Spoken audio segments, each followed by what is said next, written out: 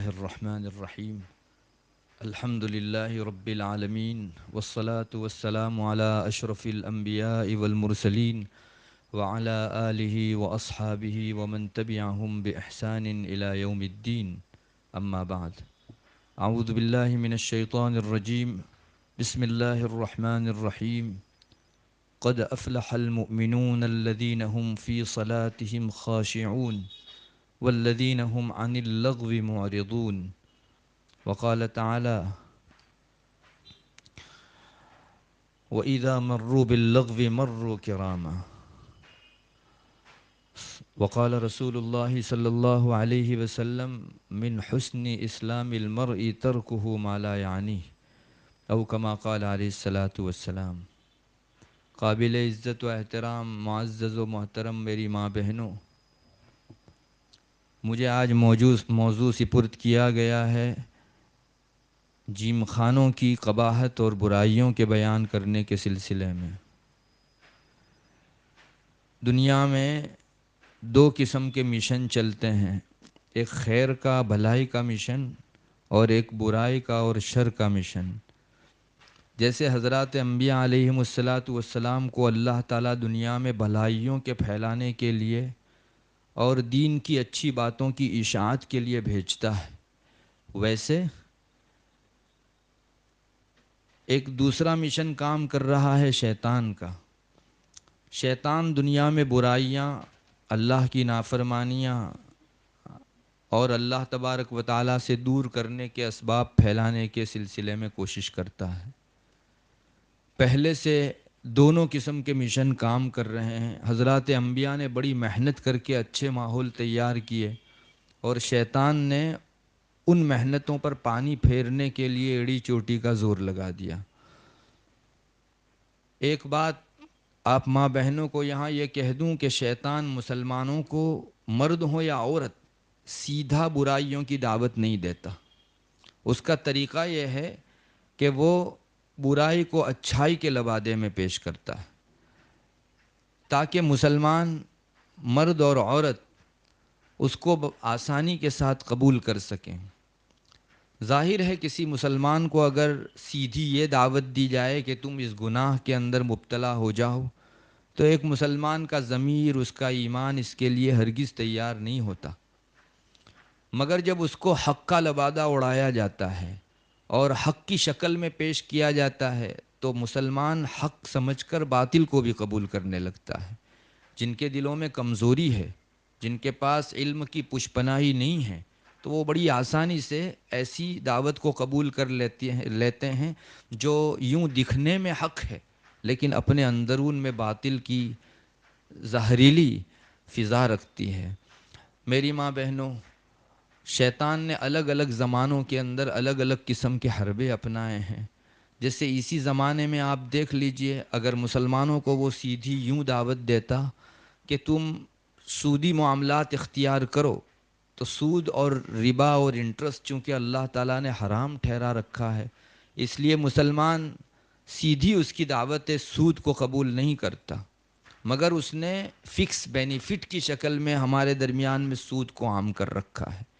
کسی جگہ 10 لاکھ روپے انویسٹ کرو، آپ کو ہر مہینہ 25,000 روپیہ نفع ملتا رہے گا۔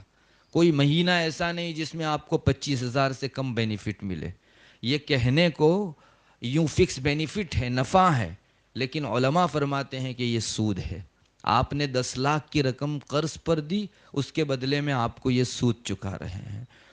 اسی طرح اگر صلہ رحمی کو ختم کرنے کے لیے شیطان سیدھی دعوت دیتا، مسلمان قبول نہ کرتا، مگر اس نے اس کے بدلے میں ایک اور چیز پیش کی، ڈیجیٹل ریلیشن۔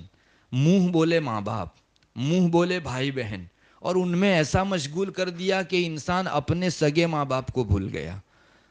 منہ بولے بھائی بہنوں کے ساتھ تعلقات اتنے مضبوط کرا دیے کہ اپنے سگے بھائی بہنوں کے ساتھ حسن سلوک لوگوں نے چھوڑ دیا۔ یہ اچھائی کے لبادے میں شیطان ہمیشہ برائی پیش کرتا ہے۔ نسب کا آپس میں خلط ملط ہو جانا، مل جل جانا اسلام میں بہت برائی سمجھی گئی ہے۔ اب شیطان ڈائریکٹ زناخوری کے راستے سے، زناکاری کے راستے سے نسب میں خلط ملط کرواتا تو بہت سے مسلمان ممکن ہے قبول نہ کرتے، مگر اس نے ٹیسٹ ٹیوب بیبی اور آئی وی ایف جیسی بری شکلوں کی نظر میں اور اس کی شکل میں جو ہے مسلمانوں میں نسب کا خلط ملط شروع کیا، اور یہ ایک ایسی برائی ہے بہت سے مسلمان اس کو اپنائے ہوئے ہیں۔ بس ایسا ہی کچھ یہاں بھی ہوا ہے۔ چنانچہ شیطان کے پیش نظر کچھ حرام چیزیں ہیں، اس نے ٹھان رکھا ہے کہ ان حرام چیزوں کو مسلمانوں کے درمیان پھیلانا ہے۔ ان میں سے ایک چیز تو انسانوں کے سطر کو کھلوا دینا۔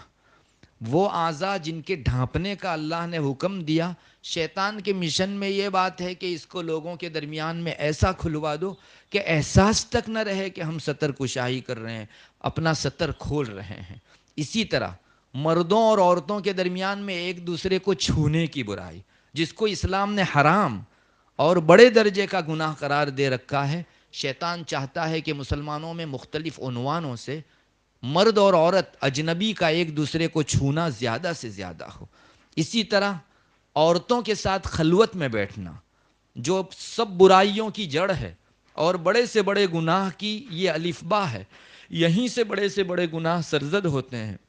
شیطان چاہتا ہے کہ مردوں اور عورتوں جو اجنبی ہیں ان کے درمیان میں خلوت میں اٹھنا بیٹھنا زیادہ ہو۔ چنانچہ اس نے اپنے مشن کا ایک حصہ اس کو بھی بنا رکھا ہے۔ شیطان نے یہ بھی چاہا ہے کہ خواتین اپنی حیا چھوڑ کے لوگوں کے درمیان میں بے حیا و بے شرم ہو جائے، اور اس کے لیے بھی اس نے راستے اپنا رکھے ہیں۔ بہت سارے ایسے ٹارگیٹس ہیں، نشان ہیں، ہدف ہیں جس پر شیطان کام کرتا ہے۔ آج کے زمانے میں اپنے ان ہدف کو پورا کرنے کے لیے، اپنے ان نشانات پر عمل کرانے کے لیے اس نے جیم خانے کا یہ سسٹم کھلوا رکھا ہے۔ اسی طرح مساج پارلر کھلوا رکھے ہیں، اسی طرح ورزش کے نام سے مختلف شعبے کھلوا رکھے ہیں۔ بیوٹی پارلر کے جو جتنے بھی شعبے ہیں وہ سب اسی کے شاخسانے ہیں۔ اسی طرح سوئمنگ کا جو سیکھنا سکھانا ہوتا ہے وہ بھی اسی قبیل سے ہے۔ میں آپ ماں بہنوں کو یہ کہنا چاہوں گا کہ ابھی جیم خانے کے حوالے سے میں آپ کو جو کچھ پیش کروں گا، ممکن ہے ہمارے ذہنوں کے اندر جیم خانے کا فائدہ اور اس کی افادیت اور اس کا نافع ہونا اتنا زیادہ بیٹھ گیا ہے کہ شاید پہلے والے میں ہم لوگ سمجھ بھی نہ سکیں۔ مصیبت یہ ہے کہ پچھلے دنوں میں جب فتنے آتے تھے تو بہت آہستہ آہستہ اور دبے پاؤں آتے تھے، تو کچھ عرصہ مل جاتا تھا جس میں علماء نصوص اور قرآن و حدیث کی روشنی میں محنت کر سکتے تھے۔ ابھی کے فتنوں کی حالت یہ ہے کہ وہ دھمکتے ہیں، ابھی آئے نہیں کہ دوسرے دن جوان ہو جاتے ہیں، لوگوں کے ذہن و دماغ پر اتنا قابو پا لیتے ہیں کہ پھر ان کو سمجھانا مشکل ہو جاتا ہے۔ بس جیم خانوں کا بھی کچھ ایسا ہی ہوا ہے۔ مسلمان جو اس کا عادی ہو چکا ہے اور وہاں آنے جانے کے فائدوں کو کاغذات کے اندر اور مختلف ایپسوں کے اوپر محسوس کرنے لگا ہے اور جاننے اور پڑھنے لگا ہے، اس کے ذہن کے اندر پہلے واہلے میں یہ بات بٹھانا کہ جیم خانے اسلامی تعلیمات کے بالکل برخلاف ہے، یہ ایک مشکل کام ہے۔ مگر میری ماں بہنوں، میں آپ کے سامنے قرآن و حدیث کی روشنی میں اس بات کو پیش کروں گا کہ جیم خانے کا اس وقت کا جو سسٹم ہے وہ واقعی اینٹی اسلام ہے، اسلام سے ٹکرانے والی چیز ہے۔ شیطان نے ہمارے درمیان میں جیم خانوں کے اس رواج کو عام کرنے کے لیے بہت اچھے چکنے چپڑے عنوانات اپنائے ہیں۔ مسلمانوں کے اور لوگوں کے ذہن میں یہ ڈالا کہ جم خانوں کے اندر جا کر ورزش کرنے سے اور وہاں کی مختلف ایکٹیویٹیز کی بنیاد پر انسان کو چستی ملتی ہے، انسان کی تھکن دور ہوتی ہے۔ ورزش کا ایک تقاضا جو انسان کے بدن کی ایک پیاس ہے، ایک بھوک ہے، وہ پوری ہوتی ہے۔ یہ ذہنوں کے اندر ڈالا گیا کہ اگر آپ جم خانوں کے اندر جا کر ورزش کریں گے تو آپ کا ٹینشن دور ہوگا۔ یہ ایک بھی چیز ڈالی گئی کہ آپ جم خانوں میں، خاص کر کے خواتین کو جم خانوں میں بھجوا کر سیلف ڈیفنس کی ایک فضا تیار کروائی گئی۔ اور اس سے آگے اگر آپ کو بتاؤں تو یہ کہہ سکتا ہوں کہ اس کو اچھائی کے لبادے میں لوگوں کے سامنے پیش کرنے کے لیے یہاں تک عنوانات آ رہے ہیں کہ مسلمان کو جہاد میں مضبوط کرنے کے لیے جم خانوں کی بہت زیادہ ضرورت ہے، اور وہاں جا کے سمجھو مسلمان جو ہے وہ کفار سے دو ہاتھ لینے اور لڑنے کی تیاری کر رہا ہے۔ دیکھا آپ نے ایک ہے بدی میں آپ کو بتاؤں گا کتنی برائیاں اپنے اندر یہ چیز لیے ہوئے ہیں اور معاشرے میں اس نے کتنے فساد پھیلا رکھے ہیں، مگر اس کو اس عنوان نیک سے پیش کیا جا رہا ہے، اچھے اور بھلے عنوان سے، کہ اس میں ایک بہت بڑے فریضے کی تیاری مسلمان کر رہا ہے۔ میری ماں بہنوں، آپ کمپیر کیجئے، اللہ کی ناراضگی کے راستے سے کبھی اس کی عبادت کی تیاری دنیا میں ہو سکی ہے؟ اللہ کی ناراضگی کا راستہ اس کو پانے کا کبھی ہو ہی نہیں سکتا، اس کے اچھے فوائد کبھی مرتب ہو ہی نہیں سکتے۔ برائیوں کے جو بھی فوائد، برائیوں کے جو بھی اثرات ہوں گے وہ نقصان لیے ہوئے ہوں گے۔ جیسے زہر کسی انسان کی صحت کا ذریعہ نہیں بن سکتا، کوئی چاہے لاکھ ایڈ دے دے کہ اس زہر کے اندر لوگوں کی صحت کی ضمانت ہے، لیکن زہر کھا کر انسان مر تو سکتا ہے، باصحت تندرست نہیں ہو سکتا۔ بس ایسا ہی کچھ بھڑکدار عنوان سے جیم خانوں کو مسلمانوں کے ذہن و دماغ میں ایسا بٹھایا گیا کہ آج اول واہلے میں اگر آپ بات کریں گے تو ممکن ہے بعض مسلمان نوجوان مرد اور عورت آپ کے سامنے اس کی طرف سے ڈیفینس کریں کہ نہیں، جیم خانوں کے فوائد ہے، کون کہتا ہے کہ مضرتیں ہیں، کون کہتا ہے کہ نقصانات ہیں؟ مگر آپ حقیقت میں شریعت کے آئینے میں اگر اس کا چہرہ دیکھیں گے تو نقصانات نہیں، حرام کے درجے کے نقصانات نظر آتے ہیں۔ میں انشاءاللہ آیات اور احادیث کی روشنی میں آپ کے سامنے اس بات کو ذکر کروں گا کہ جیم خانے اپنے اندر کتنی خرابیاں لیے ہوئے ہیں، اور انشاءاللہ اس پر کسی دلیل کی ضرورت نہیں۔ جیم خانوں کے سسٹم سے اور نظام سے جو لوگ واقف ہیں وہ ان چیزوں کو خوب سمجھ سکیں گے۔ ایک بہت بڑی برائی جو جیم خانوں کے ذریعے سے چل رہی ہے وہ انسان کی ستر کشائی ہے۔ آپ کو معلوم ہونا چاہیے کہ اللہ تعالیٰ نے انسان کے بدن کے کچھ اعضاء ایسے بنائے ہیں جن کو ستر کا نام دیا گیا ہے۔ ستر یعنی ان کا چھپانا فرض ہے۔ اگر کسی نے اس حصے کو کھولا رکھا تو وہ اللہ تبارک و تعالیٰ کے یہاں ایک حرام کے درجے کے گناہ کا مرتکب ہے اور گناہ کبیرہ کا ارتکاب کرنے والا شمار ہوگا۔ مردوں کا اپنا سطر ہے، ناف کے نیچے سے لے کر گھٹنے کے نیچے تک، یہ جو ہے مردوں کا سطر ہے، اور خواتین کا سطر عورت پوری اجنبی مرد کے حق میں سطر ہے۔ ضرورت کے موقع سے اس کو اپنا چہرہ اور اپنا ہاتھ کھولنے کی وقتی اور ہنگامی اجازت ہے، باقی عام احوال کے اندر ایک اجنبی مرد کے لیے عورت پوری سطر ہے۔ مجھے آپ کو یہ دکھانا ہے کہ جیم خانوں میں جو جا رہی ہیں خواتین، ان خواتین کو دیکھ لیجئے، کیا وہ وہاں اپنا سطر کھول نہیں رہی ہے؟ اور جیم خانوں کا لازمہ نہیں کر دیا گیا ہے کہ وہاں جانے کے موقع سے آپ کو وہاں کا یونیفارم پہننا پڑے گا، اور وہ یونیفارم ایسا ہوگا کہ جس میں عورت کے اچھے خاصے اعضاء کھل جایا کرتے ہیں۔ آج تو ایسی شکلیں نظر آتی ہیں کہ یہ خواتین اپنے گھروں سے باپردہ نکلتی ہیں، برقع اوڑھ کے نکلتی ہیں، اور جیم خانے میں جاتی ہیں تو ایسا فیل کراتی ہیں گویا یہاں سے پردے کا حکم ختم، اور اس سیڑھی اور دہلیز کے چڑھنے کے بعد پردے کا کوئی حکم جو ہے یہاں اندر ہم کو نہیں لگے گا، جبکہ وہاں بہت سے سکھانے والے مرد ہوتے ہیں، بعض مرتبہ خواتین بھی ہوتی ہیں، لیکن ان کو ایسا لباس پہنایا جاتا ہے جس کی بنیاد پر اس کا سطر دوسروں کے سامنے آتا ہے۔ میری ماں بہنوں، میں آپ کو کہوں گا کہ یہ سطر کا کھولنا حرام کے درجے کا گناہ ہے، اس کو گناہ کبیرہ کہا جاتا ہے، جس کے ارتکاب کی وجہ سے انسان کے دل پر ایک کالا داغ لگ جاتا ہے، وہ توبہ سے دھلتا ہے، اگر نہیں توبہ کی دوسرا داغ لگتا ہے، اور داغ لگتے لگتے توبہ نہ کرتے ہوئے ایک دن انسان کا پورا دل سیاہ ہو جاتا ہے۔ اس کو گناہ کبیرہ کہتے ہیں، اور دل کے سیاہ ہو جانے کا مطلب یہ ہے کہ اب اس سے توبہ کی توفیق چھین لی گئی، اور اس کو کھرے کھوٹے کے درمیان کی تمیز سے محروم کر دیا گیا۔ میری ماں بہنوں، آپ سوچئے یہ سطر کے کھولنے کا گناہ انسان کو آخر کہاں تک پہنچائے گا؟ ایک خاتون اگر 3 مہینے کے لیے کورس کیے ہوئے ہے اور اس نے جو ہے 3 مہینے کی فیس بھری ہے، تو روزانہ جب اس گناہ کبیرہ کو، سطر کھولنے کے گناہ کبیرہ کو وہ برتتی رہے گی، اس کا ارتکاب کرتی رہے گی، تو اس کے دل کا کون سا حصہ ہوگا جو داغ لگنے سے خالی رہے گا؟ اور اللہ ہماری حفاظت فرمائے، ایک انسان گنہگار ہے لیکن گناہ کو گناہ سمجھتا ہے تو آج نہیں کل نہیں کبھی توبہ کرے گا، لیکن جس کا پورا دل داغ لگتے لگتے کالا ہو گیا ہو وہ کبھی توبہ نہیں کر سکتا، اس لیے کہ توبہ کی توفیق اس سے چھین لی گئی۔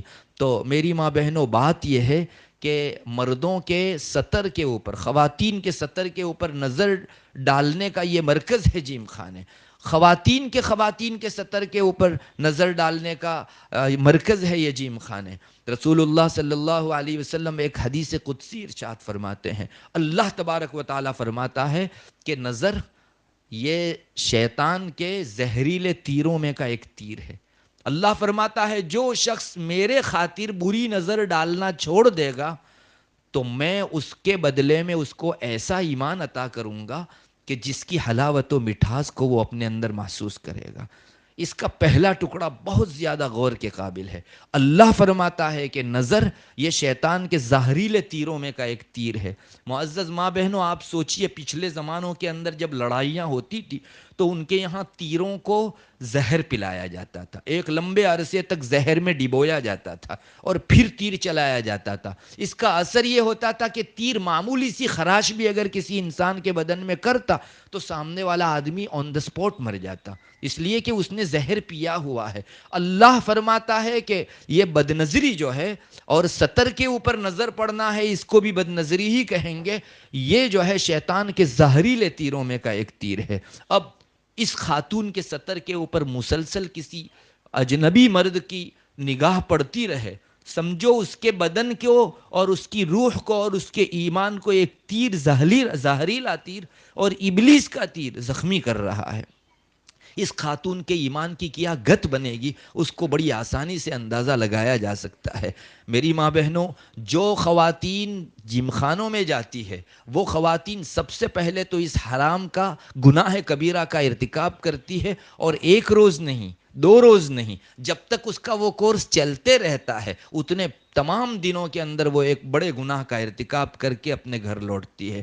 کہاں ایمان کی نورانیت تھی اور کہاں روزانہ اپنے ایمان کو اس طرح کی اندھیریوں میں پھانس کر یہ خواتین اتنا اندھیرا بنا دیتی ہے کہ بعض مرتبہ پھر روشنی کی طرف آنا ان کے لیے مشکل ہو جاتا ہے۔ آج بہانوں کے اعتبار سے یہ کہا جاتا ہے کہ ارے ہم تو ایسے جم خانے میں جاتے ہیں جن جم خانوں کے اندر خواتین کام کرتی ہیں اور وہ ہم کو جو ہے کام کرواتی ہے اور ہم سے ورزش کرواتی ہے۔ میں پوچھتا ہوں کیا خواتین کے عورتوں کے اندرونی ان اعضاء کو جس میں نیکر پہنایا جاتا ہے، ٹی شرٹ پہنایا جاتا ہے اور ورزش کرنے کے درمیان میں بہت اعضاء کھل بھی جاتے ہیں، تو کیا ایک خاتون کو اجازت ہے کہ وہ خاتون کے اتنے حصے کو دیکھ سکے؟ یہ ایک چکنا چپڑا عنوان ہے جو ہمارے گناہ پر پردہ ڈالنے اور لیپا پوتی کرنے کے لیے شیطان نے ہم کو سجایا ہے۔ خاتون کے لیے بھی جائز نہیں ہے کہ وہ ان درونی اعضاء کو چاہے خاتون کے ہو عورت کے ہو وہ دیکھے، لیکن اس طرح کے بہانوں سے لوگ اپنے لیے جم خانوں میں جانے اور وہاں سطر کھولنے کا جواز فراہم کرتے ہیں۔ خلاصہ یہ ہے کہ جم خانوں میں جانا ایک تو سطر کے کھولنے کا ذریعہ بنتا ہے، اور دوسری بات اپنے گناہوں کو اچھائی کے لبادے میں پیش کرنے کی ایک دوسری برائی لاتا ہے۔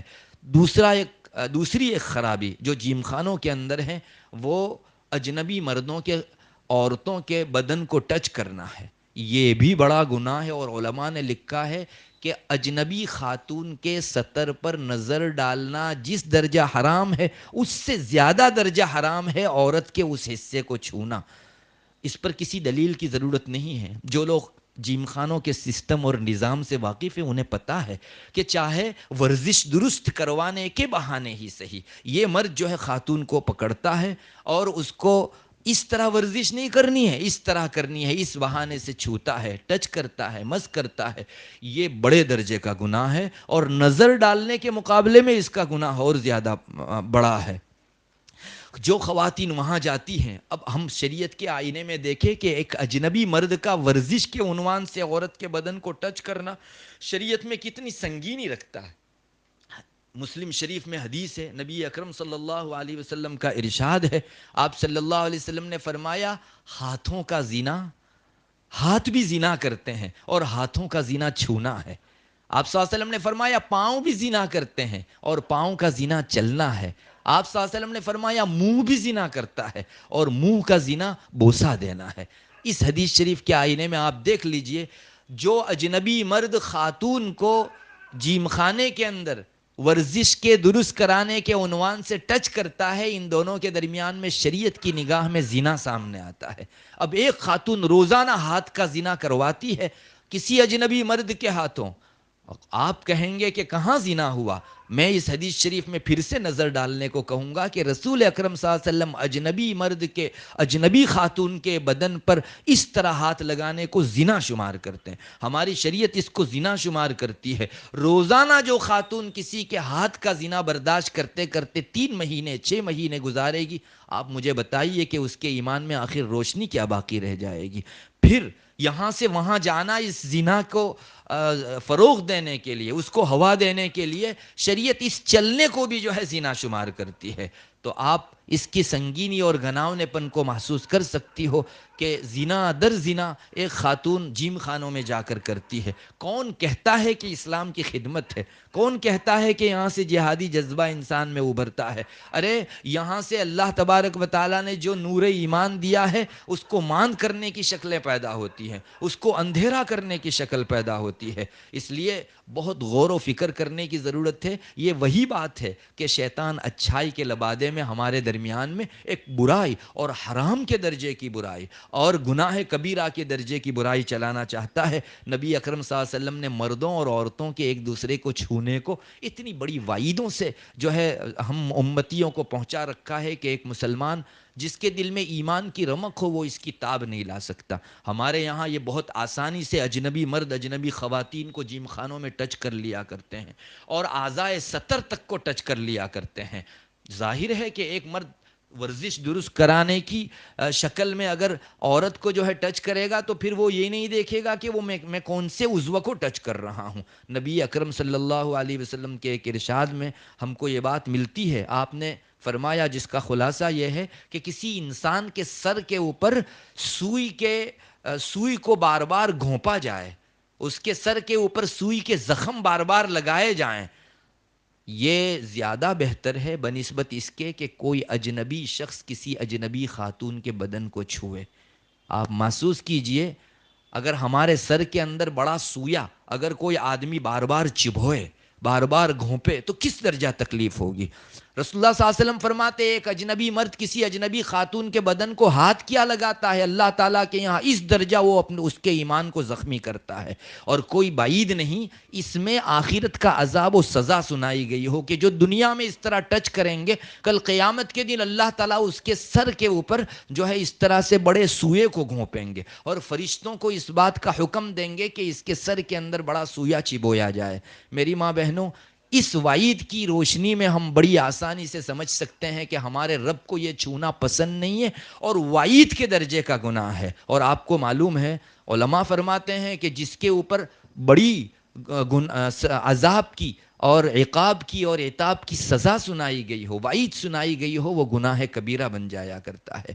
بعض روایتوں میں یہ بھی آتا ہے رسول اللہ صلی اللہ علیہ وسلم نے اس طرح ارشاد فرمایا کہ جس عورت کو چھونا جائز نہیں ہے ایسی عورت کو اگر کوئی شخص شہوت سے چھوتا ہے تو کل قیامت کے دن اس کو ایسی حالت میں لایا جائے گا کہ اس کے ہاتھ میں جہنم کا انگارہ ہوگا اور وہ محشر میں کھڑا ہوگا۔ میری ماں بہنوں، یہاں رک کر آپ کو ایک بات بتا دوں، اس حدیث شریف میں تو یہ دکھایا گیا ہے کہ کوئی مرد کسی خاتون کو شہوت سے، اجنبی خاتون کو شہوت سے چھوئے تو مرد کے ہاتھ میں انگارہ رکھا جائے گا۔ ممکن ہے کوئی خاتون کوئی عورت یہ کہے کہ اس میں تو مرد کو سزا سنائی گئی ہے خاتون کو نہیں۔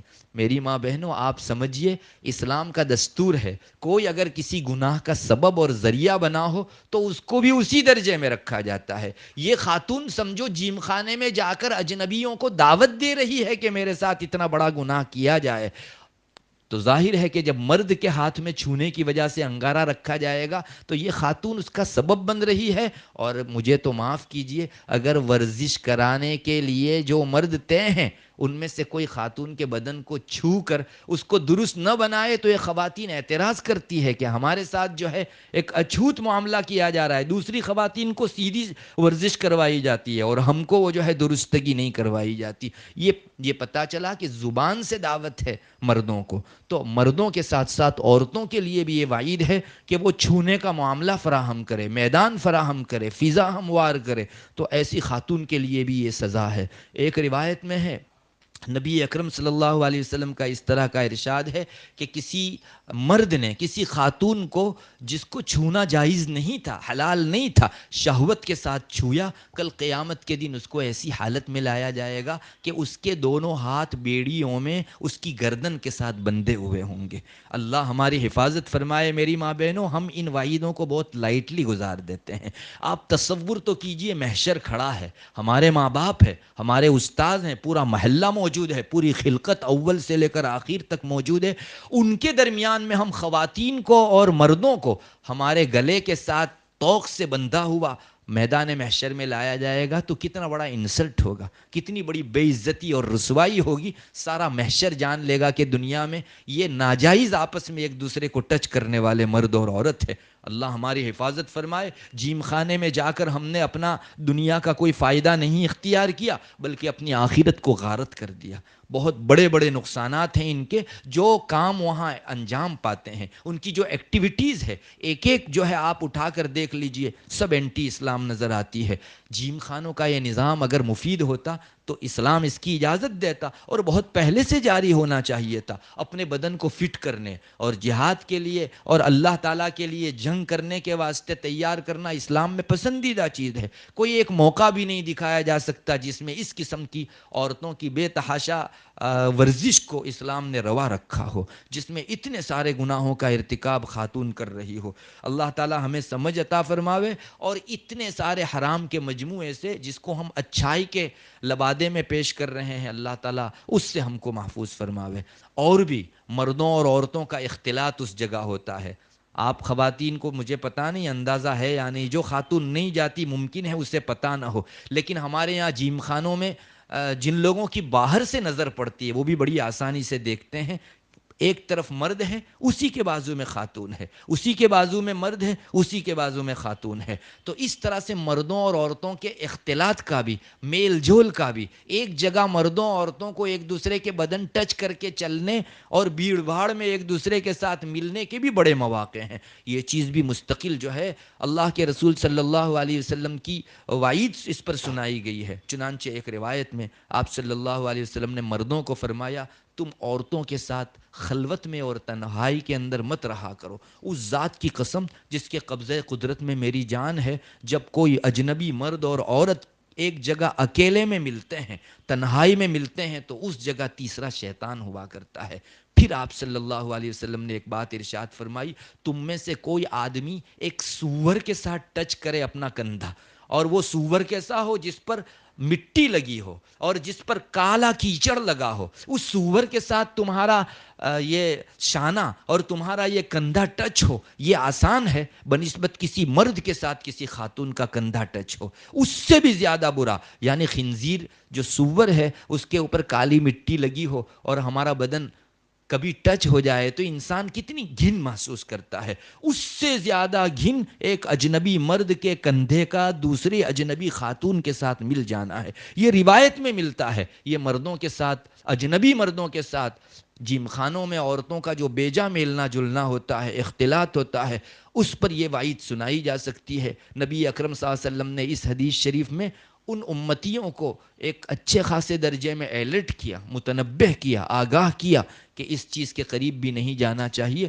اللہ تعالیٰ کے یہاں یہ اتنی بری نگاہ سے دیکھا گیا ہے۔ اور میری ماں بہنوں، وہاں جو خلوت کے بھی مواقع ہوتے ہیں، کبھی ایسا ہوتا ہے کہ کوئی خاتون پہلے پہنچ گئی، ابھی جو ہے سب لوگوں کو آنا باقی تھا، ایک اجنبی مرد ہے اور ایک اجنبی خاتون ہے اور کوئی نہیں ہے، تو ان کے درمیان کی یہ خلوت تیسرے شیطان کے بیچ میں ہونے کی حالت ہے۔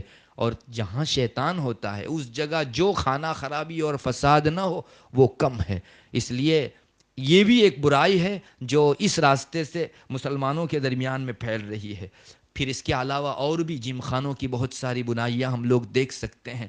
وہاں عام طور پر گانے بجانے رہتے ہیں، جن کو جانے کا اتفاق ہوا ہے اللہ نہ لے جائے اس جگہ، لیکن جنہیں وہاں کے احوال جاننے یا روبرو جانے کا اتفاق ہوا ہے وہ جانتے ہیں کہ بلا میوزک کے عام طور پر جیم خانے کا نظام مکمل نہیں ہوتا۔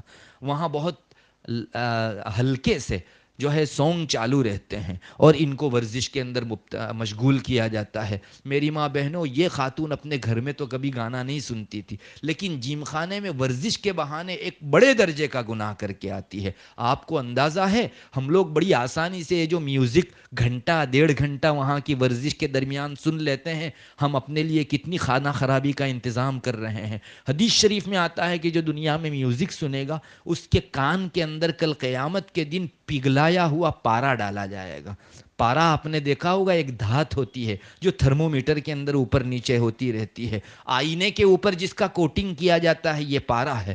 اس پارے کو جو دھات ہے سخت گرم کیا جائے اور کسی کے کان میں ڈالا جائے، آپ اندازہ کر لیجئے کس قدر مشقت اور کس قدر پریشانی ہوتی ہے۔ اللہ یہ میوزک سننے کی وجہ سے، گانا بجانا سننے کی وجہ سے اتنا ناراض ہے کہ کل بھرے محشر میں اس کے کان کے اندر ایک تو تکلیف دی جائے گی اور محشر میں جو ہے اس کی بے عزتی اور رسوائی کی جائے گی۔ اس لیے گانے بجانے کا یہ ماحول بھی ہمارے اندر جیم خانوں کے راستے سے آ رہا ہے۔ میری ماں بہنوں، چونکہ میں ذاتی طور پر اس شعبے میں کام کرتا ہوں، ابھی پچھلے دنوں ایک مقدمہ آیا تھا، اس میں مرد نے اپنی بیوی کی یہ شکایت کی کہ یہ خاتون یوں بڑی دین کی بات کر رہی ہے، مگر اس خاتون نے ایک جم خانہ جوائنٹ کیا ہے اور اس جگہ جا کر جو ہے وہ گانا بجانا کرتی ہے، ناچ گان کرتی ہے۔ چنانچہ اس خاتون نے اس مرد نے اپنی بیوی کا ایک ویڈیو پیش کیا، واقعی وہ خاتون وہاں جا کر ناچتی ہے۔ پوچھنے پر معلوم ہوا کہ طبیبوں نے اس کے ٹینشن کو دیکھ کر یہ تجویز کیا کہ تم کو ایسے جیم خانوں میں جا کر تھوڑا سا ریلیکس ہونا چاہیے۔ آپ دیکھ لیجئے یہ کہاں ریلا کہاں پہنچ رہا ہے۔ وہ کبھی یہ نہیں کہیں گے کہ آپ گانے بجانوں کے اندر اور ناچ گان اور رقص و سرور کے اندر ڈائریکٹ شریک ہو، ہاں اس عنوان سے کہ تمہاری صحت اچھی ہوگی، تمہارا ٹینشن دور ہوگا، جو ہے اس بہانے سے بھیجا جا رہا ہے ان کو۔ اور یہ خواتین یوں، باقاعدہ وہ خاتون نماز پڑھنے والی تھی، 5 وقت کی نماز، لیکن اس کی برائی ہی اس کے دل میں سے نکل گئی اور اس نے ویڈیو ہی پیش کر دیا جس میں وہ خاتون ناچ رہی ہے۔ تو ظاہر ہے کہ اس کا ریلا بہت دور تک پہنچ رہا ہے اور ہمارے ضمیر کو، ایمان کو خراب کرنے جا رہا ہے۔ میری ماں بہنوں، ہمیں چاہیے کہ جس جگہ کہیں ڈھونڈے بھلائی نہیں ملتی اور سر تا سر وہاں برائی ہی برائی ہے، اس چیز میں ہم خود بھی جانے سے رکیں۔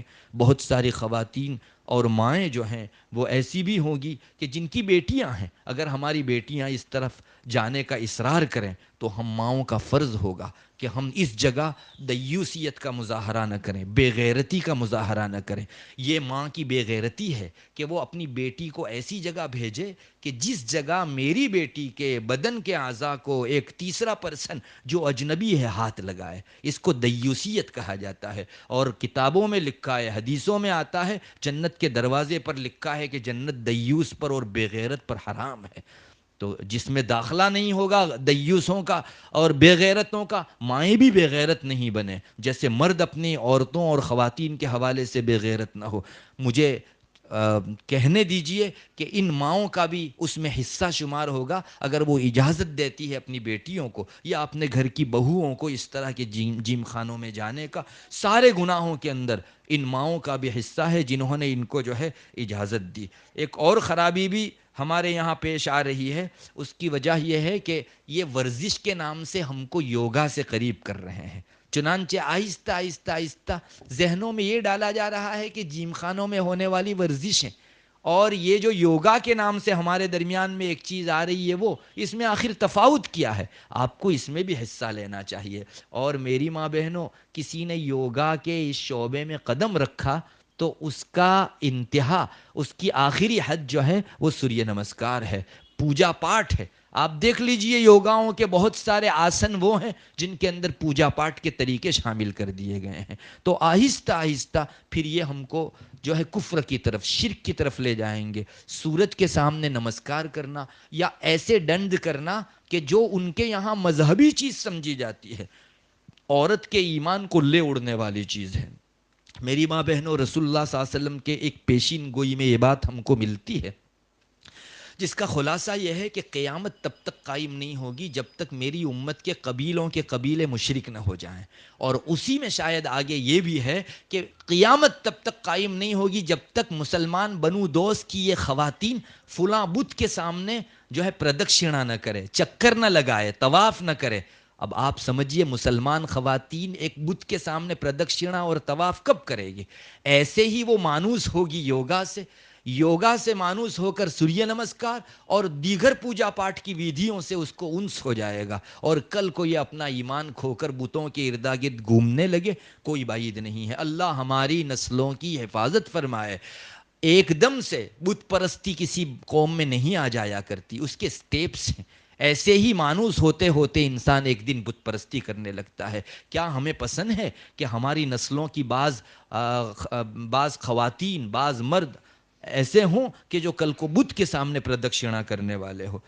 معزز ماں بہنوں، ایک بات اور آگے بڑھ کر کہوں گا، اس پر بھی کسی دلیل کی ضرورت نہیں ہے، جن کی اخبار اور میڈیا پر نظر ہے وہ اس کی شہادت دیں گے کہ یہ مساج پارلر، اسی طرح جم خانے زنا کے اڈے بننے جا رہے ہیں۔ آئے دن اخبار کے اندر کہیں نہ کہیں کی اس طرح کی خبر شائع ہوتی رہتی ہے۔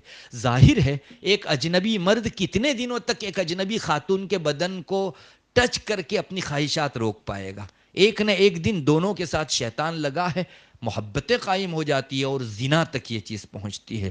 آخر یہ پولیس اور جو کریمینل کام کرنے والوں کے خلاف کھاتا کام کر رہا ہے، یہ شعبہ کیوں بہت سارے سپا کو بند کروا رہا ہے، بہت سارے مساج پارلر پر جو ہے سیل لگوا رہا ہے؟ اسی وجہ سے کہ یہاں جا کر زنا کی واردات بہت زیادہ ہوتی ہے، اور مسلمان خاتون اس کے ساتھ بھی شیطان لگا ہے۔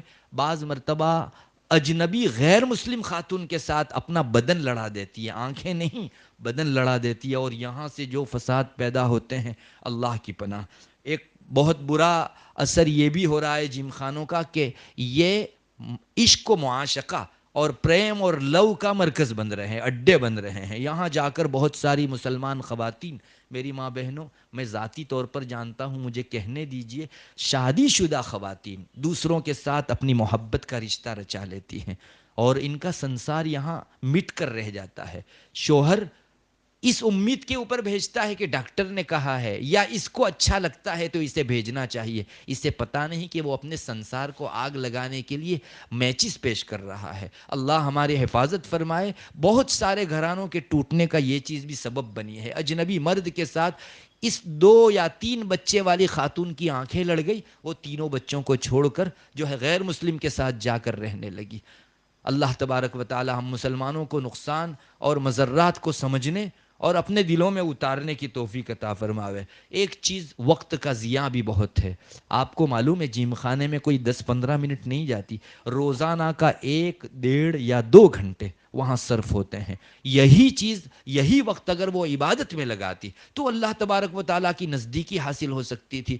اور یہ جیم خانہ میں نے اسی لیے آیات کریمہ آپ کے سامنے یہ پڑھی جس میں اللہ فرما رہا ہے مسلمانوں کی شان یہ ہے کہ وہ اپنی نماز کے اندر جھکاؤ پیدا کرتے ہیں اور لغو باتوں سے، بیکار چیزوں سے اپنے آپ کو بچاتے ہیں۔ یہ مومن کی شان ہے۔ اگر ہم لوگ اس طرح کی واہیات، میں جیم خانے کو واہیات سے کم کسی لفظ سے تعبیر نہیں کروں گا، اس سے بھی زیادہ برے لفظ سے تعبیر کیا جانا چاہیے۔ جہاں اسلام کے اتنے سارے احکام ٹوٹتے ہوں وہاں ہم کو کسی درجہ لگاؤ نہیں ہونا چاہیے۔ تو اس طرح کی واہیات اور لغویات اور بیکار چیزوں کے اندر اگر کوئی آدمی پڑے گا وہ اپنی شان ایمانی کھو رہا ہے۔ ایک جگہ قرآن کہتا ہے وَإِذَا سَمِعُوا اللَّغْوَ أَعْرَضُوا عَنْهُ وَقَالُوا لَنَا أَعْمَالُنَا وَلَكُمْ أَعْمَالُكُمْ سَلَامٌ عَلَيْكُمْ لَا نَبْتَغِي الْجَاهِلِينَ۔ جب یہ لوگ اس طرح کی لغو چیزوں کو سنتے ہیں، دیکھتے ہیں، تو مسلمان کی شان یہ ہے کہ ہم تو اس کام میں مشغول نہیں ہوتے، سلام کہہ کر وہاں سے نکل آتے ہیں۔ تمہاری بدعمالیاں تمہارے ساتھ، ہمارے اعمال ہمارے ساتھ،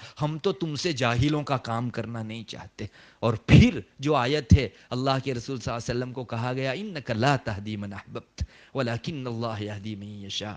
محمد، تم کسی کو ہدایت نہیں دے سکتے. جس کے دل و دماغ میں یہ لغویات اور لہویات اور برائیاں اور بیکار چیزیں رس بس گئی ہیں، آپ اپنی تعلیمات کے ذریعے سے بھی ان کو جو ہے وہاں سے دور نہیں ہٹا سکتے. اللہ کے رسول کو کہا جا رہا ہے. بہت ڈرنے کی چیز ہے کہ لغویات کی ایک تاثیر یہ بھی ہے کہ انسان کے دل پر وہ قبضہ جما لیتے ہیں. رسول کو کہا گیا کہ تم بھی ان کو راہ راست پر نہیں لا سکتے، ہدایت نہیں دے سکتے. لغویات کے ساتھ ہدایت کو ملا کر بیان کیا جانا یہ اس بات کو بتاتا ہے کہ لغویات دل کے اندرون تک رچتے بستے چلے جاتے ہیں.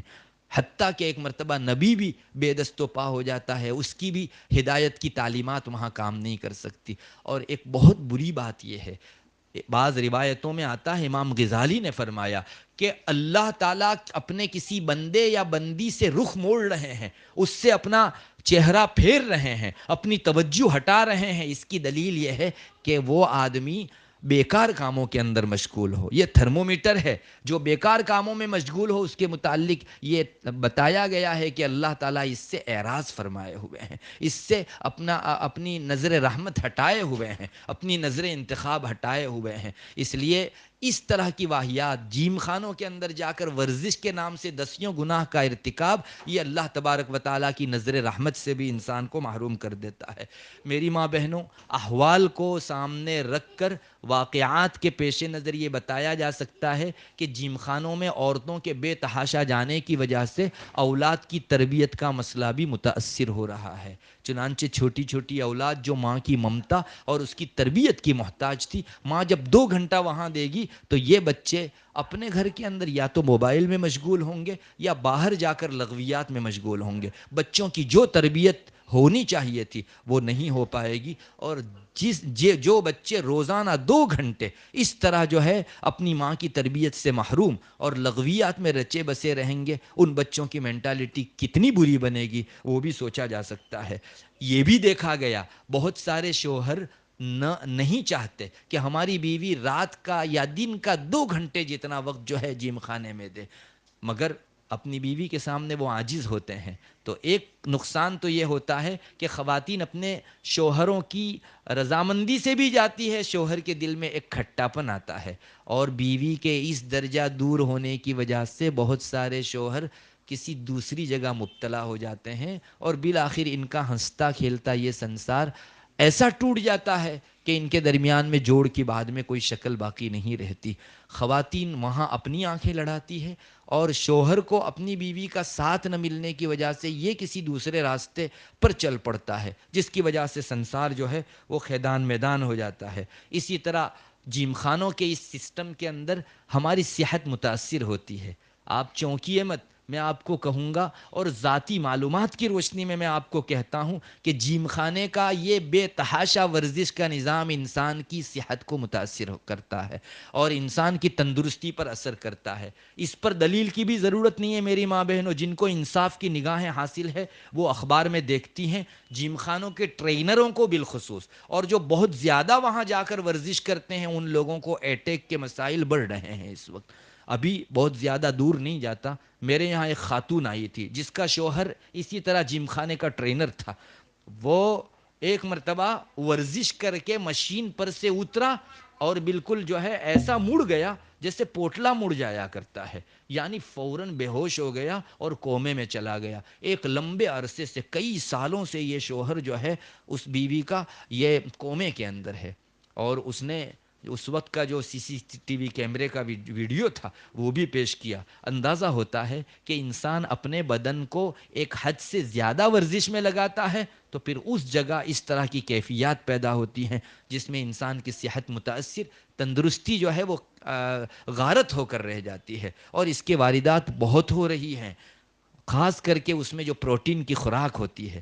بدن انسانی کو ایک خاص مقدار کے اندر پروٹین ملے ٹھیک ہے، لیکن اپنے سٹرمک کو بڑھانے کے لیے لوگوں کے درمیان میں مضبوط جو ہے سومو بننے اور پہلوان بننے کے چکر کے اندر انسان بے تحاشا اس کی خوراک لیتا ہے، جو مہنگا بھی بہت آتا ہے اور ساتھ ساتھ میں انسان کی صحت کو متاثر بھی بہت کرتا ہے. ہر چیز اپنے حد میں بہتر ہے، اس سے آگے اگر نکل جاتی ہے تو ہمیشہ برے نقصانات لایا کرتی ہے. تو صحت بھی کافی درجہ متاثر ہو رہی ہے، اور پروٹین کے ان ڈبوں کے پیچھے خرچ ہزاروں میں ہوتا ہے۔ اللہ تبارک و تعالیٰ مومنوں کو اتنے سارے گناہوں پر مشتمل جیم خانے کے اس نظام سے محفوظ رکھے۔ میری ماں بہنوں، خطرہ یہ ہے کہ اگر جیم خانے کا یہ ریلا آگے بڑھا، مردوں اور عورتوں کے بے تحاشا جیم خانوں میں شریک ہونے کا یہ کریز بڑھا، تو کل کو یہ کفر و شرک تک پہنچا سکتا ہے، مسلمانوں کی معاشرت کو تہس نہس اور نیست و برباد کر سکتا ہے۔ اسی طرح مسلمانوں کے درمیان میں جو ایک ایمانی شیرازہ بندی ہے، ایمانی ایک کنیکشن ہے، اس ایمانی کنیکشن کو بھی کافی درجہ متاثر کر سکتا ہے۔ خلاصہ یہی نکلا، شریعت کی تعلیمات میں جیم خانوں کا اس وقت کا نظام مفید نہیں ہے، بلکہ ضرر اور نقصان کا ذریعہ ہے، اور بہت سارے حرام کام، بہت سارے گناہ کبیرہ کا مجموعہ ہونے کی وجہ سے آج کل کے اس سسٹم میں جوائنٹ ہونے کو شریعت کی نگاہ میں ناجائز کہا جانا چاہیے۔ اللہ تبارک و تعالی ہمیں سمجھ عطا فرماوے، اور یہ جو کچھ بھی ہمارے سامنے پرلوبھن پیش کیے جا رہے ہیں، مختلف قسم کے لالچ دیے جا رہے ہیں کہ جیم خانے میں جانے والوں کو یہ فائدے حاصل ہوتے ہیں، ان کا دھوکہ ہمارے سامنے اللہ تبارک و تعالی واضح فرما دے، اور ان کا غرور ہماری دل و دماغ کے اندر بٹھا دے۔ یہ غلط ہے، کچھ فائدہ نہیں ہوتا، دین کا بھرپور نقصان ہوتا ہے۔ اللہ تبارک و تعالی ہم کو جیم خانوں کی مذمت، جیم خانوں کی برائیاں، مضرات، نقصانات اور خسارے اور ٹوٹے سے واقف ہو کر اس سے پرہیز کی توفیق عطا فرمائے۔ میں خواتین کو کہوں گا کہ اللہ کے واسطے اگر کوئی خاتون ہماری سہیلیوں میں سے کوئی جا رہی ہو، آپ دینداری کی روح سے اس کو منع کریں، انشاءاللہ یہ امر بالمعروف اور نہی عن المنکر کے درجے کی آپ کی خدمت کہی جائے گی۔ اللہ تعالیٰ کے یہاں اس پر آپ کو اجر و ثواب ملے گا کہ ایک مسلمان خاتون کو آپ نے جیم خانے کے برے نظام میں شرکت سے بچا لیا۔ بس یہ آخری جملہ ہے۔ اللہ تبارک و تعالی ہم کو سمجھ عطا فرماوے۔ وآخر دعوانا الحمدللہ رب العالمین۔ دعا کر لیجئے۔